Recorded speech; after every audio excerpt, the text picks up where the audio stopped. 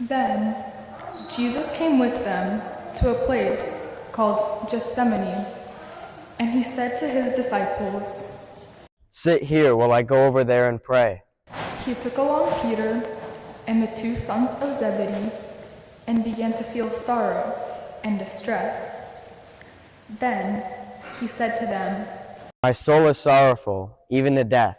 Remain here and keep watch with me." He advanced a little and fell prostrate in prayer, saying, "My Father, if it is possible, let this cup pass from me. Yet, not as I will, but as you will." When he returned to his disciples, he found them asleep. He said to Peter, "Could not keep watch for 1 hour? Watch and pray that you may not undergo the test. The spirit is willing, but the flesh is weak." Then, while Jesus was still speaking, Judas, one of the 12, arrived, accompanied by a crowd with swords and clubs, who had come from the chief priests, the scribes, and the elders. His betrayer had arranged a signal with them, saying, "The man I shall kiss is the one. Arrest him and take him away." He came and immediately went over to him and said, "Rabbi." And he kissed him. At this, they laid hands on him and arrested him.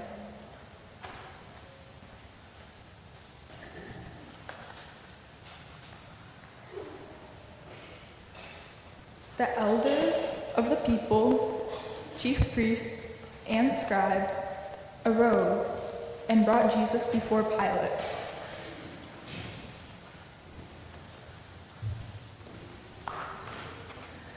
They brought charges against him, saying, "We found this man misleading our people. He opposes the payment of taxes to Caesar and maintains that he is the Christ, a king." Pilate then asked him, "Are you the king of the Jews?" "You say so." Pilate then addressed the chief priests and the crowds. "I find this man not guilty." But they were very adamant and said, "He's inciting his teachers throughout all Judea, from Galilee, where he began, to even here." Upon hearing this, Pilate asked if the man was a Galilean, and upon learning that he was under Herod's jurisdiction, he sent him to Herod, who was in Jerusalem at that time.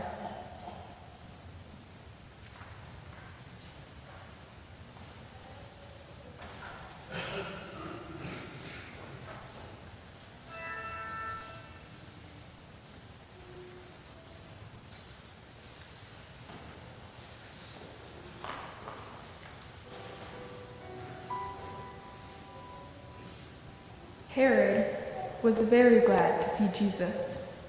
He had been wanting to see him for a long time, for he had heard about him and had been hoping to see him perform some sign. He questioned him at length, but he gave him no answer. The chief priests and scribes, meanwhile, stood by, accusing him harshly. Herod and his soldiers treated him contemptuously and mocked him.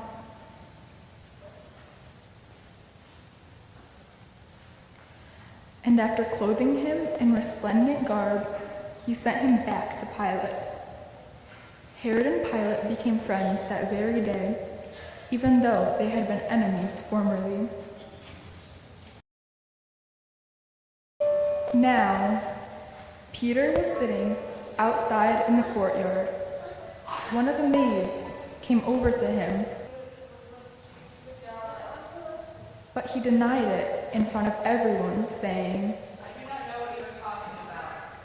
As he went out to the gate, another girl saw him and said to those who were there, again, he denied it with an oath. "I do not know the man." A little later, the bystanders came over and said to Peter, "Surely you two are one of them. Even if he speaks you away." At that, he began to curse and to swear. "I do not know the man." And immediately, a cock crowed. Then Peter remembered the word that Jesus had spoken. Before the cock crows, you will deny me 3 times. He went out and began to weep bitterly. Pilate then summoned the chief priests, the rulers, and the people.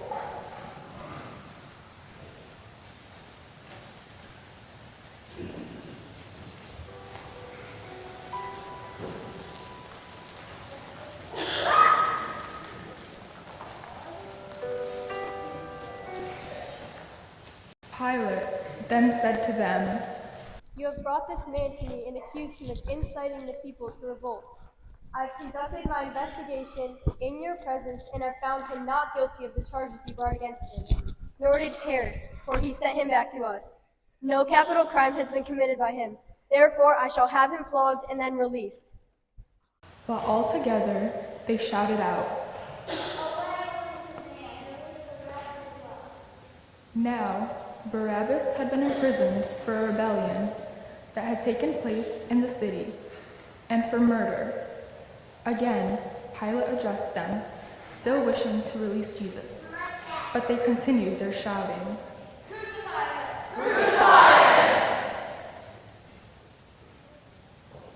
But all together they shouted,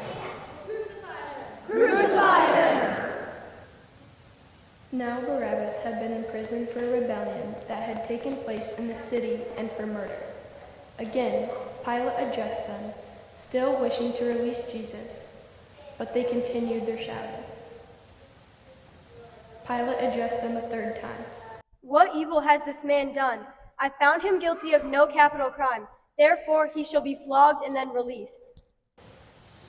With loud shouts, however, they persisted in calling for his crucifixion, and their voices prevailed. The verdict of Pilate was that their demand should be granted. So he released the man who had been imprisoned for rebellion and murder, for whom they asked, and he handed Jesus over to them to deal with as they wished.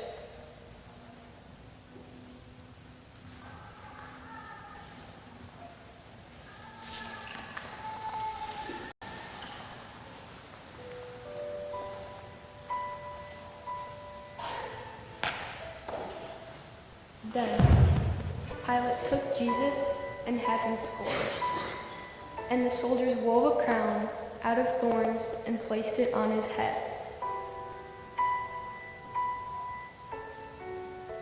and clothed him in a purple cloak. They came to him and said,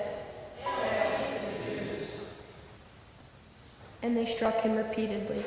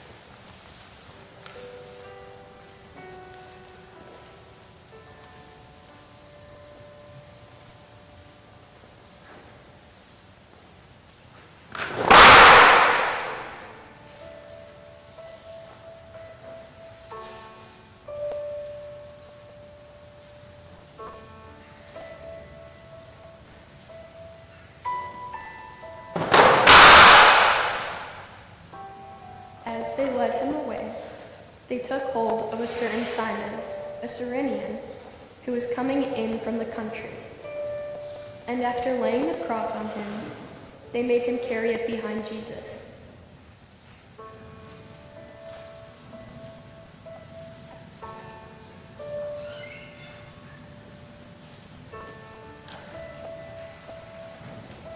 A large crowd of people followed Jesus, including many women who mourned and lamented him. Jesus turned to them and said, Daughters of Jerusalem, do not weep for me. Weep instead for yourselves and for your children. For indeed, the days are coming when people will say, Blessed are the barren, the wombs that never bore, and the breasts that never nursed. At this time, people will say to the mountains, Fall upon us, and to the hills, cover us. For if these things are done when the wood is green, what will happen when it is dry? Now, 2 others, both criminals, were led away with him to be executed.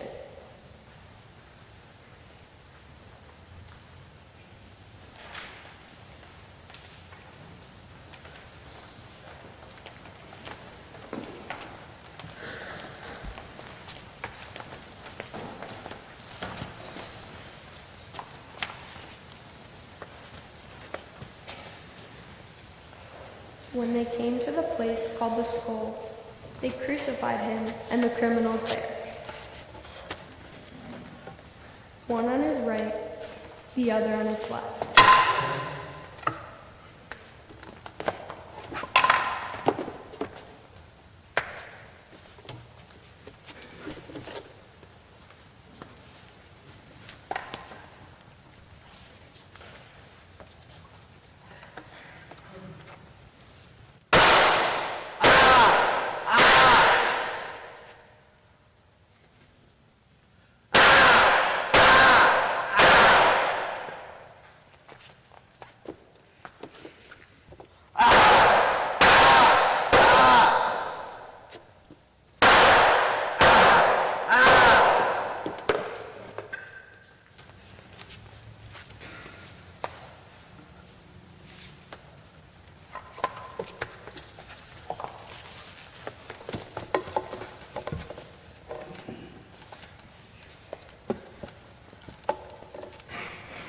Then Jesus said, Father, forgive them. They know not what they've done. They divided his garments by casting lots. The people stood by and watched. The rulers, meanwhile, sneered at him and said, He is his brother. Let him save himself. If he is the chosen one, the Christ to die. Even the soldiers jeered at him. As they approached to offer him wine, they called out, If you're the king of the Jews, save yourself. Above him, there was an inscription that read, This is the King of the Jews. Now, one of the criminals hanging there reviled Jesus, saying, Are you not the Christ? Save yourself and us. The other, however, rebuking him, said in reply, Have you no fear of God? For your subjects the same condemnation? And indeed, we have been condemned justly. For the sentence we received corresponds to our crimes. But this man has done nothing criminal. Then he said, Jesus, remember me when you come into your kingdom. He replied to him, Amen. Today you will be with me in paradise. Standing by the cross of Jesus were his mother and his mother's sisters, Mary, the wife of Clopas, and Mary of Magdala. When Jesus saw his mother and the disciple there whom he loved, he said to his mother, Woman, behold your son. Then he said to the disciple, Behold your mother. And from that hour, the disciple took her into his home.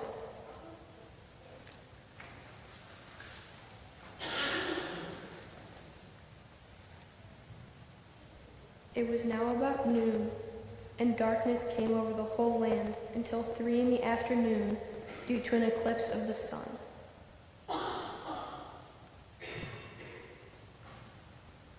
Then, the veil of the temple was torn down the middle.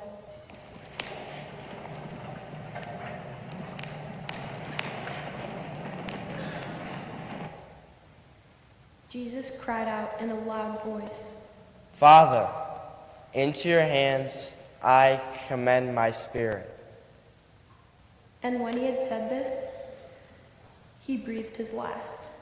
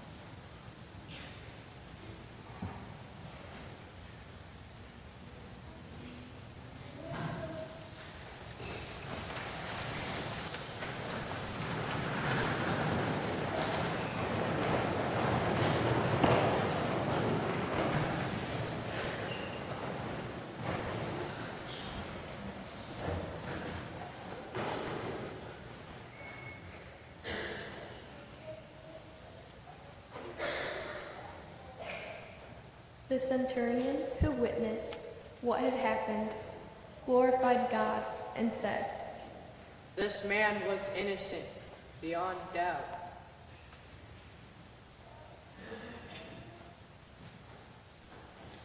When all the people who had gathered for the spectacle saw what had happened, they returned home beating their breasts.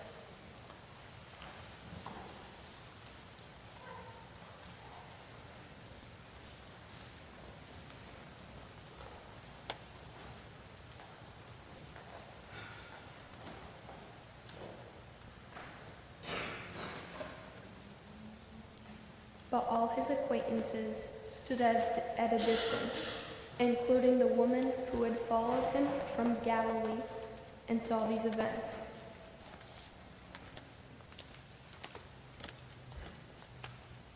When it was evening, there came a rich man from Arimathea named Joseph, who was himself a disciple of Jesus.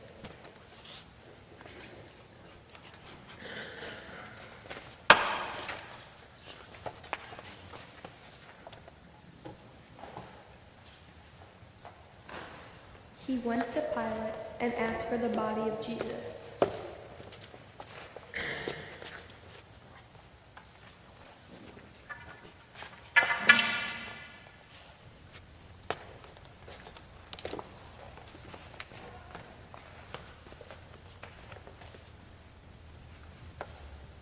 Then Pilate ordered it to be handed over.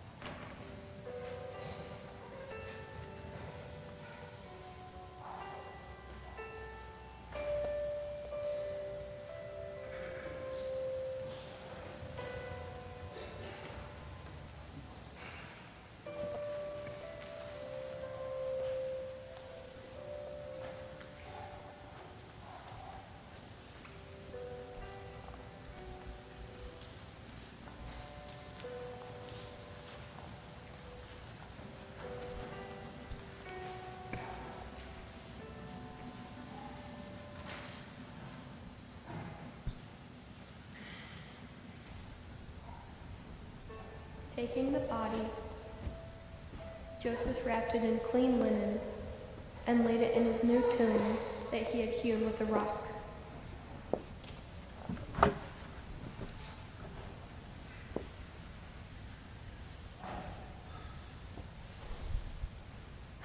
Then he rolled a huge stone across the entrance to the tomb and departed.